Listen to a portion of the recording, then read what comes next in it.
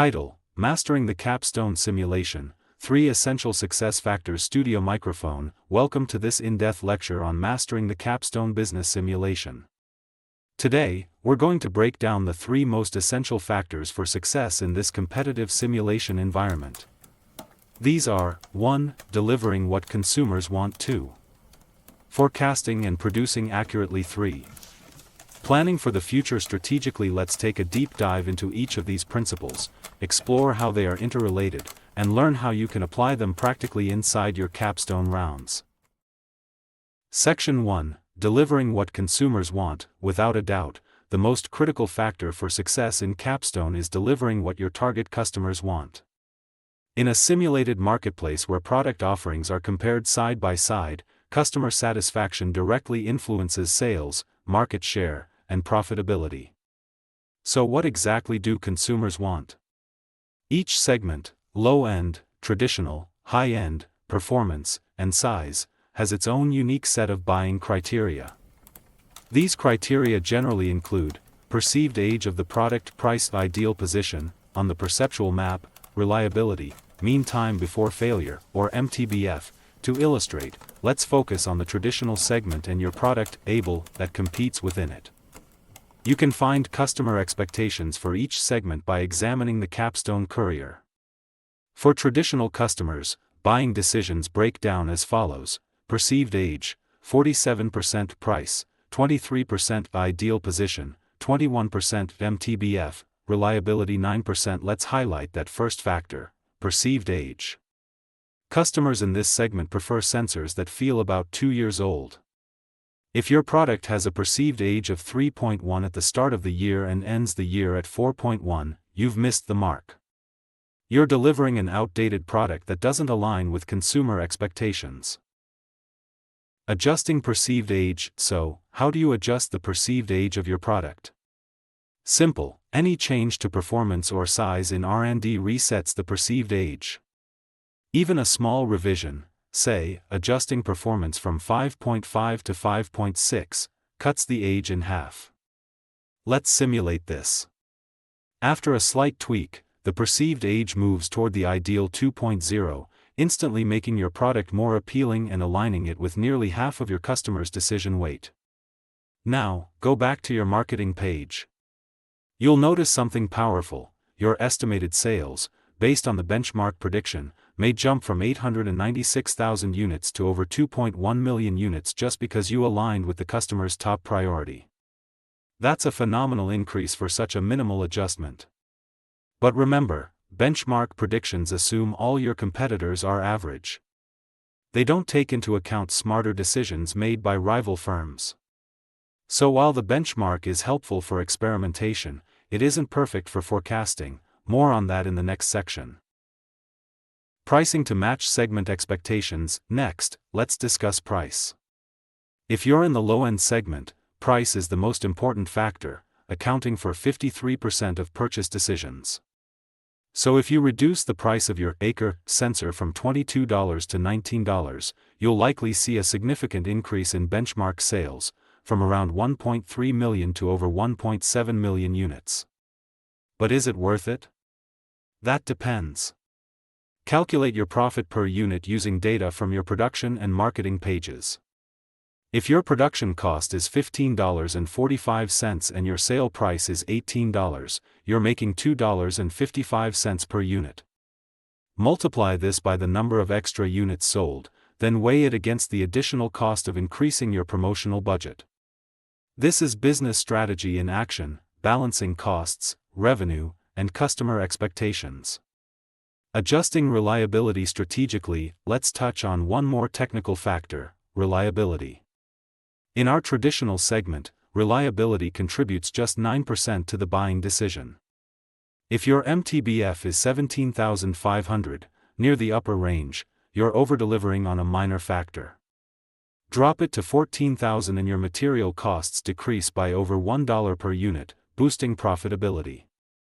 Just remember to track how this adjustment affects sales. The key takeaway: examine every buying criterion and its importance to each segment. Deliver only what matters most. This is where R&D, marketing, and production must work hand in hand. Section 2, Forecasting and Producing Accurately. Let's now move on to the second critical success factor, accurate forecasting and aligning production with that forecast. Why is this so important? Because your company's finances, customer satisfaction, inventory levels, and stockouts all revolve around this. Let's say you overforecast. You expect to sell 4 million units of your able product, but realistically the market can only absorb 2 million. What happens? You overproduce. You incur excessive production costs. Unsold inventory ties up capital and incurs holding costs. Your cash flow is drained. Your profitability plummets. Alternatively, let's say you underforecast and only produce 1 million units when you could have sold 2 million. What then? You lose market share to rivals. You miss out on potential profit. Your brand suffers due to stockouts. So how do you forecast more effectively? Step 1. Start with last year's sales. Begin with how many units you sold last year for each product.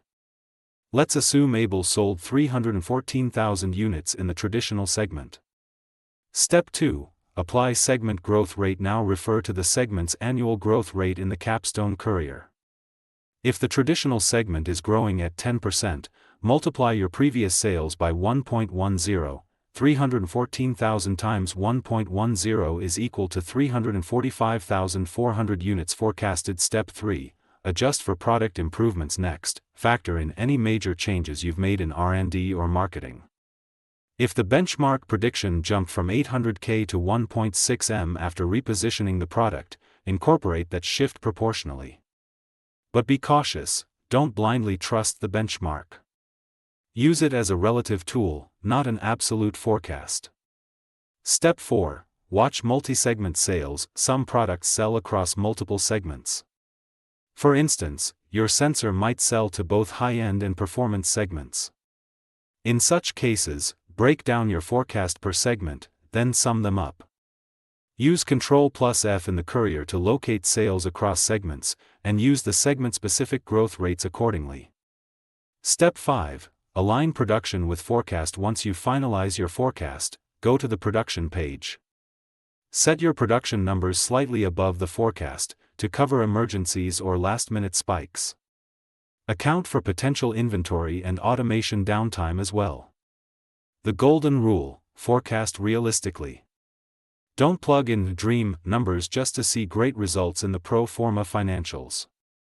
If you forecast 4 million units but produce only 1 million, your performance metrics will look disastrous.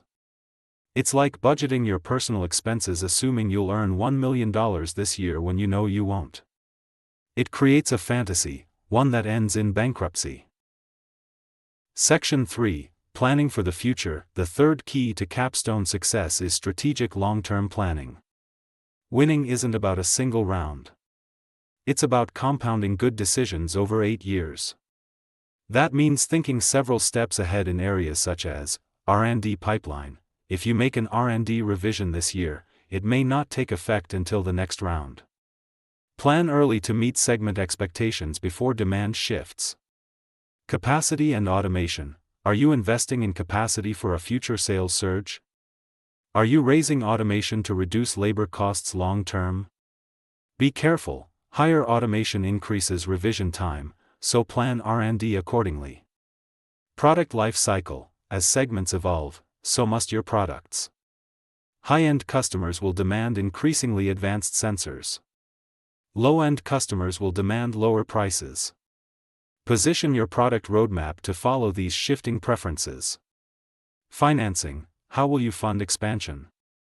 Through profits, issuing stock, or taking loans? Be aware of interest costs and shareholder dilution. Use your pro forma statements to model different funding strategies. Competitive intelligence. Track your rivals through Courier reports. What are their prices, performance specs, MTBF? Who's winning each segment? Plan your responses accordingly. Don't just react, anticipate. And always remember, every round you delay R&D, every quarter you overproduce, every year you ignore segment migration, you fall behind. Capstone rewards strategic clarity, cross-functional coordination, and disciplined execution. Conclusion and recap. Let's summarize what we've learned today. 1. Deliver what consumers want. Align product specs with segment expectations. Focus on top decision criteria, e.g., price, age. Adjust specs carefully to influence sales and cost. 2. Forecast and produce accurately. Use last year's sales and growth rates as your base. Incorporate product changes into forecast. Match production closely to demand. 3. Plan for the future. Invest in R&D, automation, and capacity strategically. Track segment evolution and competitor moves. Model long-term financials to stay healthy. In the Capstone simulation, there are no shortcuts, just well-informed, data-driven, and forward-looking decisions.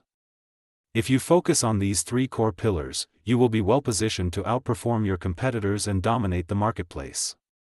Fastest support. Get top results. $9.99 for Capsim. Email behelp2002@gmail.com. Blog https://capsimguide2021.blogspot.com. Free Excel file for all 8 rounds. Download from blog or send the email. Online quick support. Q&A = WhatsApp = https://bit.ly/3silp9u. Whole game support = $50 for 8 rounds = top results. Thank you for joining this masterclass. I encourage you to take these concepts and apply them practically in your own rounds. Good luck, and I'll see you at the top of the leaderboard.